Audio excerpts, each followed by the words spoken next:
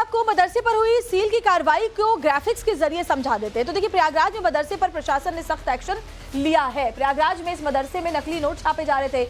मदरसा जामिया हबीबिया जो मस्जिद है उसे सील कर दिया गया है। अवैध निर्माण को लेकर ये बड़ी कार्रवाई जो है मस्जिद में की गई है।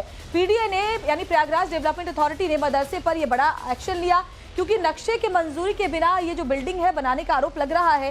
ये बात सामने आ रही है कि नक्शे की मंजूरी नहीं ली गई थी मस्जिद को बनाने से पहले।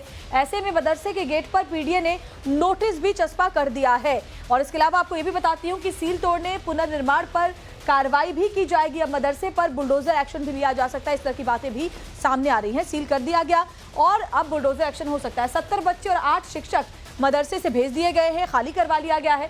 मदरसा जामिया हबीबिया में नकली नोट छापे जाने का बड़ा रैकेट जो है वो काम कर रहा था और 28 अगस्त को मदरसे से नकली नोट जब्त किए गए थे। प्रिंसिपल समेत 4 आरोपी जो है वो गिरफ्तार कर लिए गए थे। और आपको बता दें कि इसमें जो सबसे बड़ा एक्शन है वो अब लिया जा सकता है, यानी सील करने के बाद इस मदरसे को यहाँ बुलडोजर एक्शन भी लिया जा सकता है। आपको ग्राउंड रिपोर्टिंग दिखा देते हैं।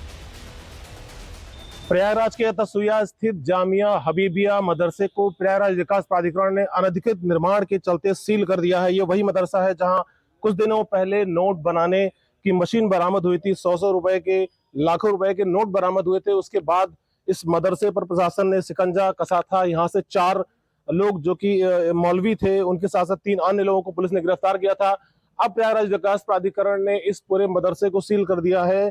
यहाँ 105 छात्र पढ़ रहे थे और अब इस मदरसे में सीलिंग की कार्रवाई के बाद सबको हटा दिया गया था। जो अंदर लोग रह रहे थे उनको भी बाहर कर दिया गया है। ये काफी बड़ा मदरसा है, 84 साल पुराना है और इसी मदरसे में अवैध तरीके से मौलवी की मिली भगत से नोट बनाए जा रहे थे और उन नोटों की सप्लाई हो रही थी। कहा जा रहा था कि महाकुंभ में एक बड़े अवसर के रूप में देखा जा रहा था और कहा जा रहा था कि महाकुंभ में इन नोटों को जो है खपाए जाने की तैयारी थी। फिलहाल इंटेलिजेंस, आईबी जो भी एजेंसियां हैं वो जांच कर रही हैं, देखने का प्रयास कर रही हैं कि इस मदरसे में और किस किस तरह की गतिविधियां थी।